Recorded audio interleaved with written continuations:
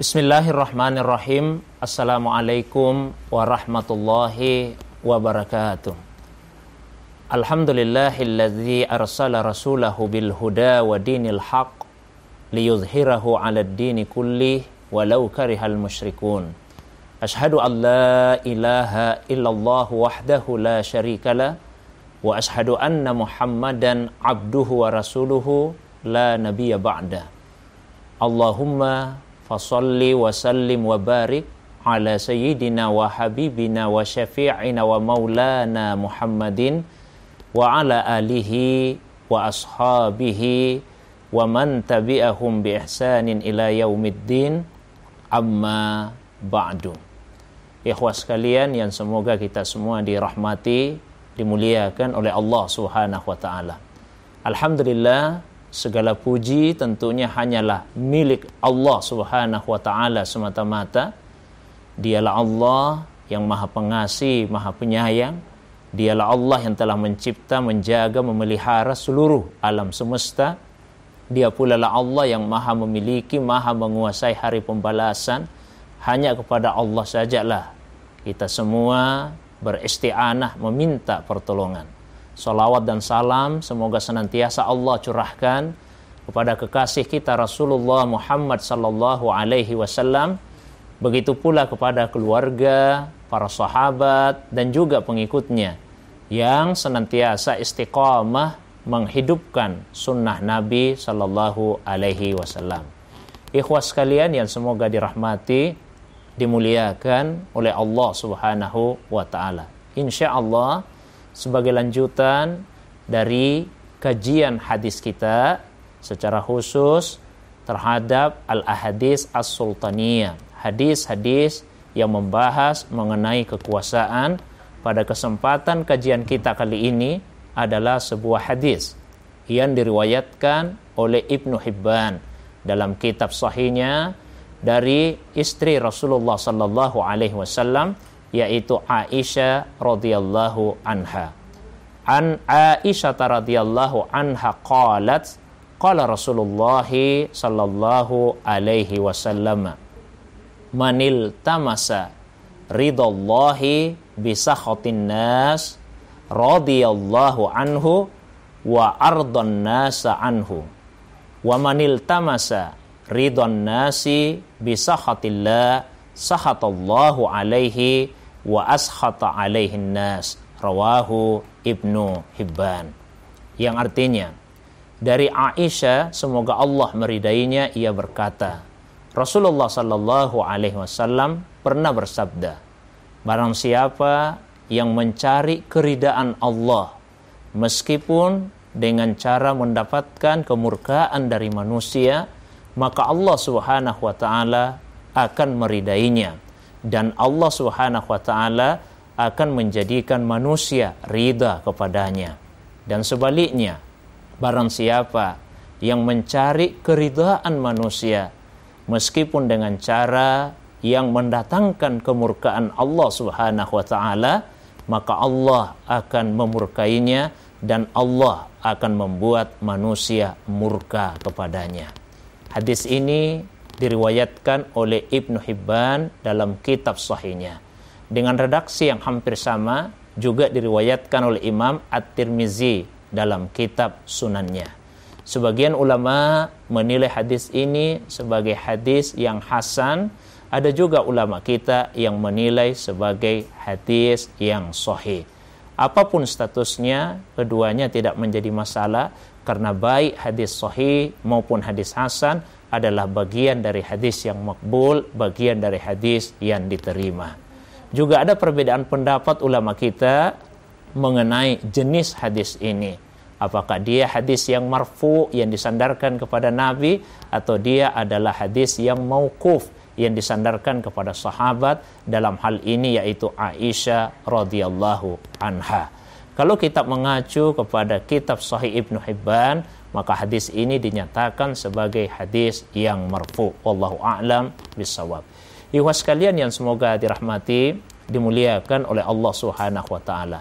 Sebelum lebih lanjut kita membahas mengenai kandungan hadis ini, saya ceritakan sekilas mengenai sabab, ya, sebab-sebab iradul hadis, periwayatan hadis ini. Dalam kitab Sunan At-Tirmizi diceritakan suatu hari Muawiyah bin Abi Sufyan yang pada saat itu menjabat sebagai khalifah mengirim surat kepada Aisyah radhiyallahu anha, istri Rasulullah sallallahu alaihi wasallam, minta untuk dinasihati. Maka Aisyah kemudian membalas surat tersebut dan menyampaikan hadis sebagaimana yang terdapat di dalam kitab Sunan At-Tirmizi. Dari sabab iradil hadis ini kita bisa mengambil satu pelajaran. Semestinya seorang penguasa, seorang pemimpin itu menjalin hubungan yang baik dengan tokoh-tokoh agama. Seringkali meminta nasihat kepada mereka.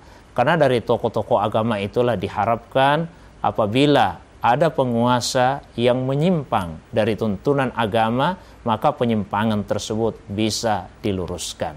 Dan di sisi lain, semestinya tokoh agama senantiasa menyampaikan muhasabah kepada hukam, menyampaikan koreksi kepada para penguasa apabila penguasa tersebut melakukan satu pelanggaran. Tidak boleh seorang tokoh agama, tidak boleh seorang ulama membiarkan penguasa berada dalam kemaksiatan dan penyimpangannya. Oleh karena itu, di dalam hadis tadi, Rasulullah SAW menyatakan, barang siapa yang mencari keridaan Allah, sekalipun itu mendatangkan kemurkaan dari manusia. Karena boleh jadi ada tokoh agama yang tidak mau melakukan kritik kepada para penguasa karena takut perbuatan tersebut akan mendatangkan kemurkaan darinya. Maka Rasulullah SAW memberikan jaminan siogianya itu tidak terjadi. Karena siapa yang melakukan sesuatu semata-mata karena ingin mendapatkan ridha dari Allah SWT, meskipun penguasa itu murka, tapi Allah yang akan meridainya. Dan kalau Allah yang sudah ridha, maka Allah akan membuat manusia ridha kepadanya. Allah lah yang menggenggam hati-hati manusia. Ketika Allah Subhanahu wa taala yang memasukkan ke dalam hati manusia kecintaan, kasih sayang, maka manusia pun akan mencintainya. Sebaliknya, ikhwah yang dimuliakan oleh Allah Subhanahu wa taala, apabila ada yang mencari keridaan manusia dengan cara yang mendatangkan kemurkaan dari Allah Subhanahu wa taala, maka yakinlah Allah tidak akan pernah meridhoinya. Sebaliknya Allah akan memurkainya. Dan jika Allah yang sudah murka, maka manusia pun akan murka kepadanya. Ikhwah yang dirahmati, dimuliakan oleh Allah Subhanahu wa taala. Seorang pengemban dakwah tidak boleh merasa takut terhadap celaan dari siapapun celaan itu, termasuk kemurkaan dari para penguasa. Agama ini boleh jadi pada suatu masa akan kehilangan orang-orang yang memperjuangkannya. Tapi yakinlah ketika itu terjadi, maka Allah Subhanahu wa taala akan mendatangkan penggantinya. Di dalam Al-Qur'an pada surah Al-Maidah, Allah Subhanahu wa taala memberikan jaminan. Ya ayyuhalladzina amanu may yartadda minkum an dini fasawfa ya'tillahu biqaumin yuhibbuhum wa yuhibbuna azillatin 'alal mu'minin a'izzatin 'alal kafirin yujahiduna fi sabilillah wa la yakhafuna laumata laim dzalika fadlullahi yu'tihi may yasha wallahu wasi'un alim. Yang artinya, wahai orang-orang yang beriman, apabila ada di antara kalian yang berpaling dari agama Allah Subhanahu wa taala, maka dengan segera Allah Subhanahu wa taala akan mendatangkan satu kaum. Allah akan datangkan sekelompok orang yang Allah mencintai mereka dan mereka pun mencintai Allah Subhanahu wa taala. Mereka bersikap lemah lembut terhadap sesama orang yang beriman dan tegas terhadap orang-orang yang kafir. Mereka sama sekali tidak pernah merasa risau, tidak merasa khawatir, tidak merasa takut terhadap celaan dari orang-orang yang mencelanya. Dan mereka berjihad, berjuang sungguh-sungguh di jalan Allah Subhanahu wa taala. Itulah karunia dari Allah Subhanahu wa taala kepada orang yang dikehendakinya. dan Allah itu maha luas pemberiannya dan maha mengetahui. Ikhwah yang semoga dirahmati, dimuliakan oleh Allah Subhanahu wa taala. Semoga dari hadis riwayat Ibnu Hibban ini bisa memberikan motivasi dan menguatkan kita semua, terutama kepada para asatiz, kepada para alim ulama, untuk senantiasa melakukan tugasnya, mengingatkan manusia, terutama para penguasa, untuk selalu berada di jalan yang diridhoi oleh Allah Subhanahu wa ta'ala. Lakukanlah itu semata-mata untuk mendapatkan keridhaan dari Allah Subhanahu wa ta'ala, dan jangan melakukannya hanya karena ingin menyenangkan hati manusia, dalam hal ini hati para penguasa.